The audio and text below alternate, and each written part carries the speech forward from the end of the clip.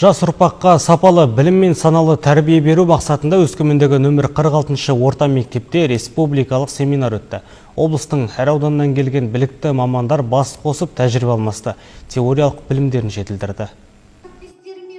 Білікті педагогтың міндеті білімді ұрпақ тәрбиелеу. Семинар ұстаздардың кәсіби шеберліктерін арттыруға арналған. Ұйымдастырылған шараға Алтай, Күршім, Зайсан аудандары мен Шемонай Харидерден бөлек Абай облысынан келген бастауыш сынып мұғалімдері қатысты. Бұл семинар менің мектебім үшін, яғни ол мектепті дамыту үшін өте қажет деп ойлаймын. Қазіргі таңда, яғни осы жерден алған барлық білімімді өз мектебімде, іс тәжірибемде қолданамын деп ойлап келдім. Сапалы білім беруде өрлеу біліктілікті арттыру орталығының ұстаздары әр өңірдің мектептерімен тығыз байланыс орнатқан. Ал бұл семинардың ұстаздарға берер дүниесі көп.